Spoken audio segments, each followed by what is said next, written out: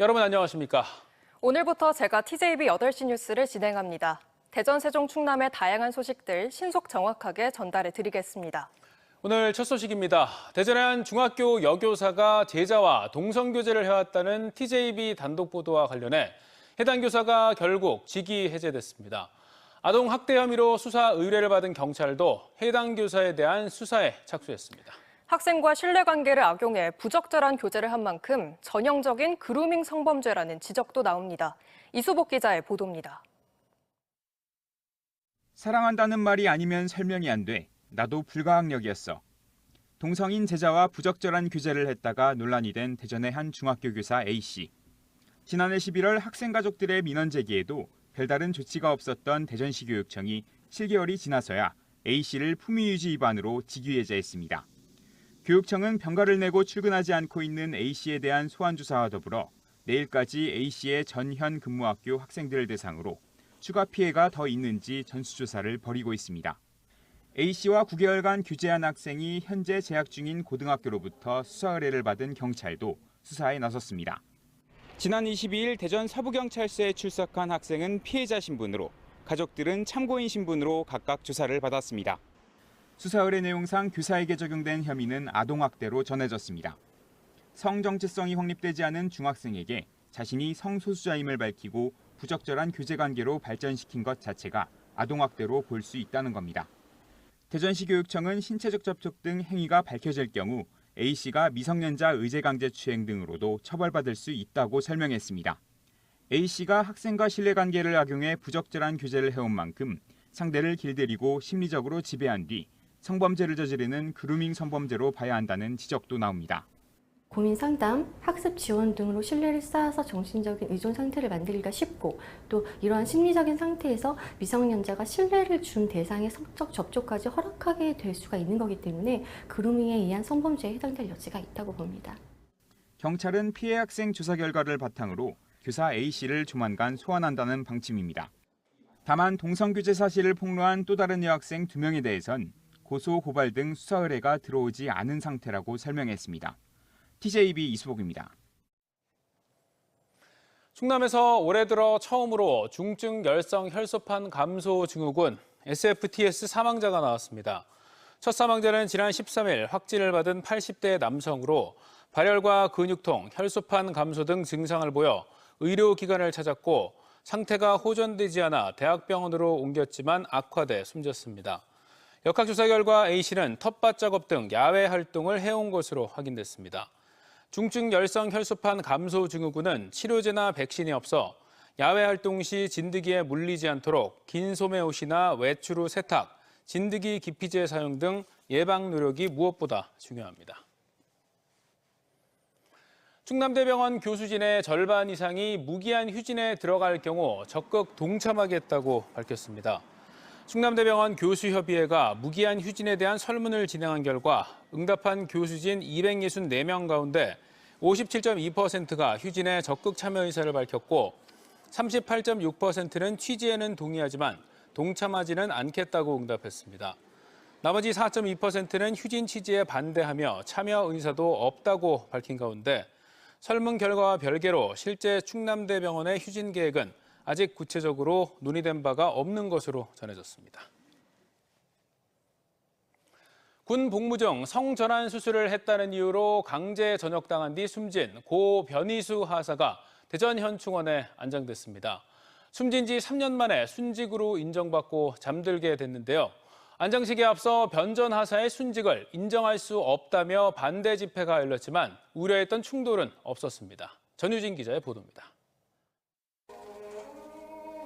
검은 옷을 입은 사람들이 고 변희수 전 하사의 영정사진 앞에 줄을 지어 하얀 국화를 내려놓습니다.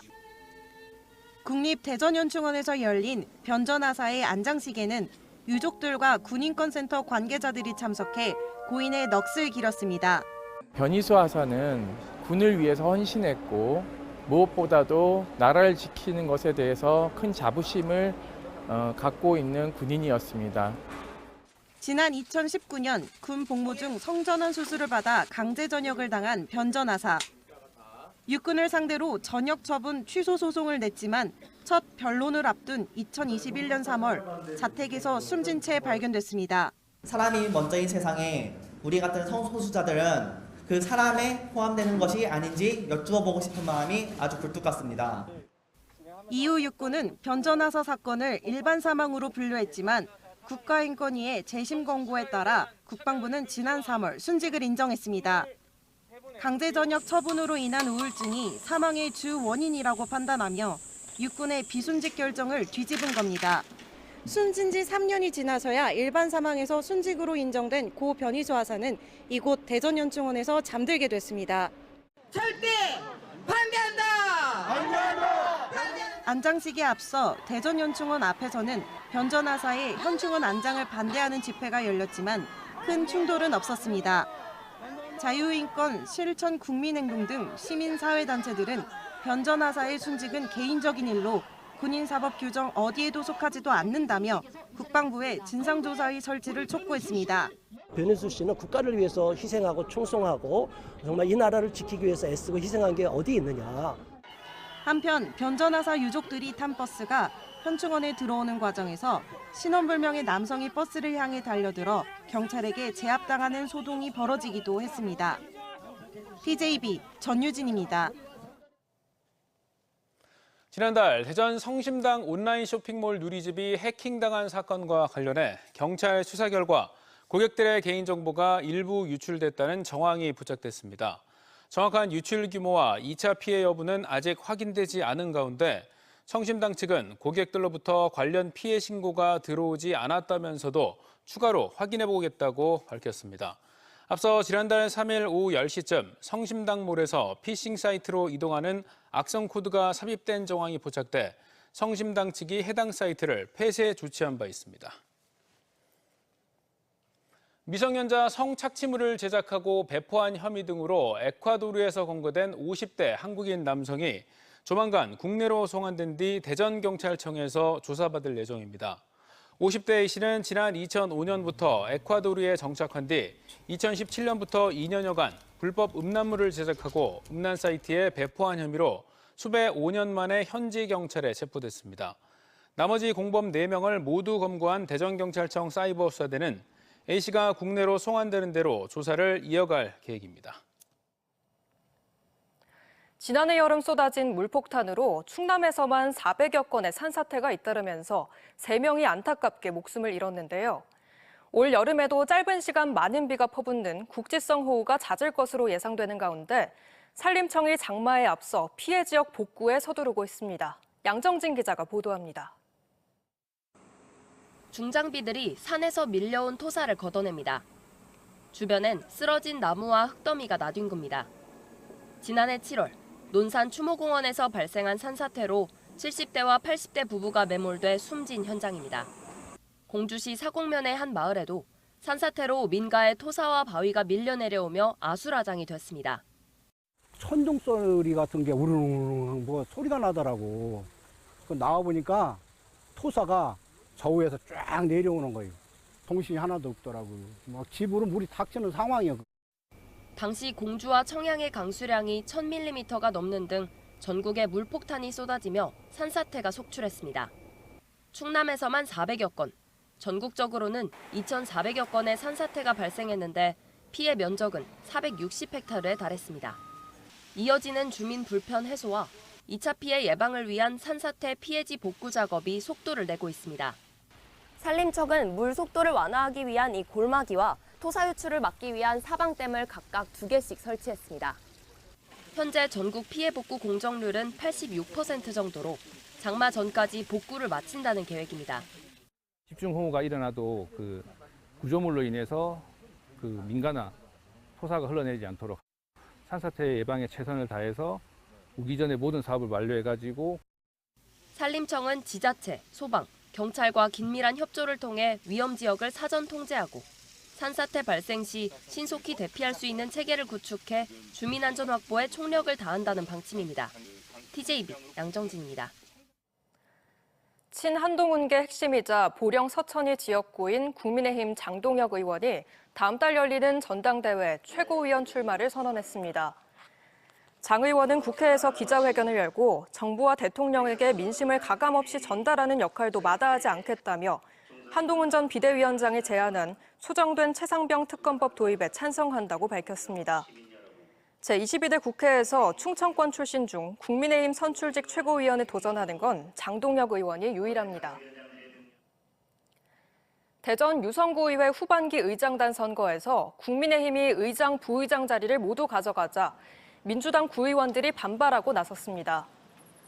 더불어민주당 유성구 의원들은 그동안 야당 몫으로 배분됐던 부의장 자리까지 국민의힘이 독식하려 한다며 후반기 원구성에 대한 최소한의 협의 없이 일방적으로 원구성을 추진한 국민의힘 행태를 규탄한다며 사과를 촉구했습니다. 한편 민주당 구의원들이 정례회 시작 전 본회의장 입구에서 국민의힘 관계자들의 출입을 막으며 한때 소란이 빚어지기도 했습니다. 부여구는 전국 최대의 버섯 주산지로 꼽히지만 재배 과정에서 나오는 폐기물 때문에 골머리를 앓고 있는데요. 농산물 폐기물을 활용해 토양 개량제나 식물성 가죽 등을 만드는 기술이 속속 개발돼 미래 신산업으로 성장까지 기대되고 있습니다. 보도에 김진석 기자입니다. 부여구는 전국 양송이 생산량의 65%를 차지하고 있습니다. 양송이 등 버섯 재배 과정에서 나오는 폐배지는 부여군 전체에서 연간 5만 6천여 톤이 나오고 처리 비용은 112억 원에 달합니다. 부여군은 전국 최대의 농산물 생산지입니다. 생산 과정에서 상당량의 부산물이 발생하는데 폐기물로 분류돼 처리에 어려움을 겪고 있습니다. 지역의 한 조합법인이 도비와 군비 등 40억 원을 들여 폐배지를 토양 개량제로 만드는 재활용센터를 건설해 전체 발생량의 40%를 처리하고 있습니다. 폐배지의 안정적인 처리는 물론 처리 비용에 따른 농민 비용 부담도 줄일 수 있게 됐습니다. 바로바로 수거를 해서 저희 센터로 와서 바로 비료를 만들기 때문에 항상 좋아합니다. 침실수가 없어졌습니다. 부여구는 한 발 더 나아가 폐배지의 버섯 균사체를 활용해 국내 최초의 동물성이 아닌 식물성 가죽인 비건 가죽 양산에 나섭니다. 이미 시제품까지 나오면서 바이오 산업의 한 분야가 되어가고 있습니다. 악어 등 동물 가죽과 화학 성분의 합성 가죽을 식물 소재의 비건 가죽으로 대체하는 미래 신산업입니다. 동물 피혁이나 합성 피혁에 비해서 친환경적이기도 하고 유해물질이 나오지 않기 때문에 사람들한테 친환경적이라고 생각을 하고요. 부여구는 바이오 산업을 기반으로 비건 가죽 개발과 실증 클러스터 구축 사업에 정부 공모에 선정돼 2027년까지 130억 원의 사업비를 확보했습니다. 전 세계적으로 수요가 급증하는 비건 가죽 양산을 위한 바이오 기업을 부여 일반 산업단지에 대거 입주시켜 클러스터화한다는 계획입니다. 역사와 문화 도시로 한계에 직면해 소멸위기를 맞은 부여군의 새로운 주력 산업이 될 것으로 기대됩니다. 신산업 성장 동력을 만들어내야 되겠다 이런 생각에서 바이오 산업에 전력을 기울이기 시작을 했고 그런 과정에서 비건 레더를 주력 사업 중에 하나로 발굴을 했습니다. 이와 함께 인근 서천 장항산업단지는 해상바이오 산업벨트로 묶이면서 농업 위주의 충남 남부권이 바이오 산업으로 탈바꿈하고 새로운 먹거리 창출도 이루어질 전망입니다. TJB 김진석입니다. 다음 달 인천에서 열리는 KBO 별들의 축제 올스타전에 한화이글스 류현진과 페라자 등 5명이 출전합니다. 이번 시즌 한화의 선발진과 불펜진을 각각 이끌고 있는 류현진과 마무리 투수 주현상, 중심 타선의 페라자와 노시환, 안방마님 최재훈이 올스타전 출전 영예를 안게 됐습니다. 특히 올 시즌 한화의 뒷문을 지키는 주현상과 복덩이 외국인 타자 페라자는 생애 처음으로 올스타전 명단에 이름을 올린 가운데 코리안 몬스터 류현진도 국내 복귀 후 12년 만에 출전이 확정됐습니다. 오는 2029년 내포 신도시의 문을 열 충남 예술의 전당 밑그림이 나왔습니다. 충청남도는 내포 신도시 문화시설 지구에 1,227억 원을 투입해 연면적 14,080제곱미터 규모로 건립할 충남 예술의 전당 컨소시엄을 선정해 다음 달 설계 계약을 맺을 계획입니다. 세 개사가 참여한 컨소시엄은 용봉산, 수암산과 어울리는 수려한 지붕 곡선과 클래식, 오페라 등 다양한 공연을 즐길 수 있는 다목적 공연을 할 수 있는 중공연장, 홍해공원 수변 공간으로도 개방되는 소공연장 등을 제안했습니다. 어제 오후 5시 20분쯤 천안시 서북구 성정동의 6층짜리 아파트 3층에서 불이 나 20여 분 만에 꺼졌습니다. 이 불로 인명피해는 없었지만 내부 32제곱미터가 타거나 그을려 소방서 추산 800만 원의 재산 피해가 났습니다. 소방당국은 집안에서 충전 중이던 휴대용 배터리에서 폭발이 발생한 것으로 보고 정확한 화재 원인을 조사하고 있습니다.